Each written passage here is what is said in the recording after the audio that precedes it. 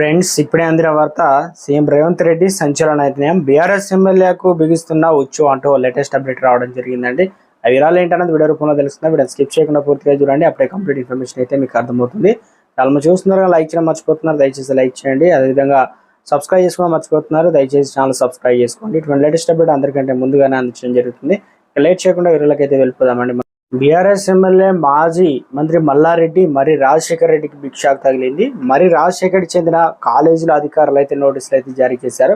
ఇక హైదరాబాద్ శివార్లో మేడ్చల్ మల్కాజ్గిరి జిల్లా దుండిగల్లో MLR institute of the technology, institute of the aeronautic engineering revenue అధికారులు అయితే నోటీసులు అయితే అందజేశారనమాట.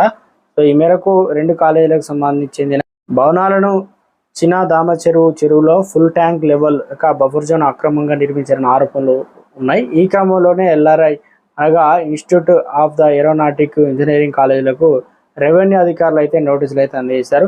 ఇక ఇప్పటికే హైదరాబాద్లో disaster response and protection agency HYDRAA ORR పరిధిలో సరస్సులు, చెరువులు, ఇతర నీటి వనరులు, పార్కులు, రోడ్లు, బహిరంగ భూములపై ఆక్రమణలు తొలగించడానికి చర్యలు చేపట్టిన సంగతి కూడా తెలిసిందే. ఇప్పటికే పల్లం రాజు సోదరుడు పల్లం ఆనంద్, కావేరీ సీడ్స్ అధినేత జీవి భాస్కర్ రావు గతేడాది జరిగిన అసెంబ్లీ ఎన్నికల్లో బీజేపీ ఎమ్మెల్యే అభ్యర్థి సునీల్ రెడ్డి, ప్రో కబడ్డీ యాజమాని అనుప, ఇక సినీ నటుడు నాగార్జున, బీఆర్ఎస్ నేత రత్నరాజు తదితరులకు చెందిన అక్రమ నిర్మాణాలు హైడ్రా అధికారులు కూడా కూల్చివేశారు. ఇప్పుడు రంగం సిద్ధమైంది.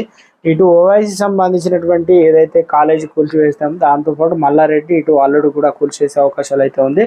కానీ మొత్తానికి మల్లారెడ్డికి ఇటు అల్లుడికి ఒక ఊరట లభించింది. ఎందుకంటే ప్రస్తుతానికి అకాడమిక్ ఇయర్ విద్యార్థులకు నష్టం జరుగుతున్న విధంగా కూడా తెలంగాణలో ఉన్నటువంటి ఒక కామెంట్స్ అయితే రావడం జరిగిందనమాట అధికారం నుంచి. మొత్తానికి ఎప్పుడేం జరుగుతుందంటే సొంత ఆస్తులు అనగా సొంత బంధువులు కావచ్చు ఎవరైనా ఇలా అక్రమంగా చేసినట్లయితే ఎవరిని కూడా విడిచిపెట్టేది లేదు, అందరికీ సమానంగా వర్తిస్తుంది. పార్టీలకు అతీతంగా అక్రమ నిర్మాణాలు కూల్చేస్తున్నామని చెప్పేసి దీనికి హైడ్రాకు మంచి రెస్పాన్స్ రావడంతో దూకుడు మీద ఉందని చెప్పేసి మొత్తం మీద ఇది ఎక్కడి వరకు వెళ్ళి ఆగుతుంది అనేది సంచలనం ఫుల్ స్టాప్ అయితే పడబోతుంది. సో ఇప్పటికే బీఆర్ఎస్ నుంచి కొంత ఎమ్మెల్సీ బయటికి అనగా కవిత బయటికి రావడం, ఆ పార్టీలో కోస్తా జోష్ పెరిగిందని చెప్పేసి ఆ వీడియోలో అయితే వైరల్ అవుతుంది. మొత్తానికి అయితే సంచలనంగా మారబోతుంది. చూడాలి మరి ఏం జరగబోతుంది అనేది, ఎప్పటి వరకు ఇది ఫుల్ స్టాప్ మారబోతుంది.